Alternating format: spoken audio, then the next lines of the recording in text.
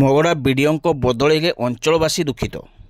ମଗଡ଼ା ବ୍ଲକରେ 8 ମାସ ପୂର୍ବରୁ ବିଡ଼ିଓ ଭାବେ ଜୟକୃଷ୍ଣ ପାତ୍ର ଦାୟିତ୍ୱ ଗ୍ରହଣ କରିଥିଲେ।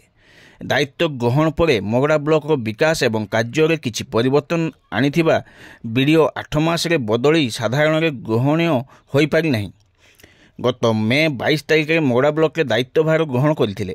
ସେ ଯୋଗ ଦେବା ସମୟରେ ଜିଲ୍ଲାରେ ମଗଡ଼ା ବ୍ଲକ 26ତମ ସ୍ଥାନରେ ଥିଲା। ତାଙ୍କର ଉଦ୍ୟମ ଓ କାର୍ଯ୍ୟଦକ୍ଷତା ବଳରେ ଏବେ MGNRGSରେ ମଗଡ଼ା ବ୍ଲକ ଜିଲ୍ଲାରେ 10ମ ସ୍ଥାନରେ ପହଞ୍ଚି ପାରିଛି, ଯାହା ମଗଡ଼ା ବ୍ଲକ ଜିଲ୍ଲାରେ ଗୌରବ ଆଣିପାରିଛି। ବ୍ଲକରେ ସାଧାରଣ ଲୋକଙ୍କ କାର୍ଯ୍ୟ ବିଳମ୍ବ ନ କରି ତୁରନ୍ତ ସମାଧାନ କରିବା ଦିଗରେ କାର୍ଯ୍ୟ କରୁଥିଲେ। ଇତିମଧ୍ୟରେ ବିଡ଼ିଓ ଜୟକୃଷ୍ଣ ପାତ୍ର ବେଷ୍ଟ AERO ଆୱାର୍ଡ ତଥା ବେଷ୍ଟ ଅଫିସର ଭାବେ ମୟୂରଭଞ୍ଜ ଜିଲ୍ଲାପାଳ ବିନୀତ ଭରଦ୍ୱାଜଙ୍କ ଠାରୁ ପୁରସ୍କୃତ ହୋଇ ସମ୍ମାନିତ ହୋଇଥିଲେ। ମାତ୍ର ଓଡ଼ିଶା ସରକାରଙ୍କ ତରଫରୁ ଆଜି ପ୍ରକାଶ ପାଇଥିଲା ତାଲିକାରେ ମଗଡ଼ା ବିଡ଼ିଓ ଜୟକୃଷ୍ଣ ପାତ୍ରଙ୍କ ବଦଳି ଫୁଲବାଣୀ ଜିଲ୍ଲାର ତୁମୁଡ଼ିବନ୍ଧକୁ ତହସିଲଦାର ଭାବେ ହୋଇଛି। ବଦଳି ଖବର ପ୍ରଚାରିତ ହେବା ପରେ ମଗଡ଼ା ବ୍ଲକର ଅଞ୍ଚଳବାସୀଙ୍କୁ ବ୍ୟଥିତ କରିଛି।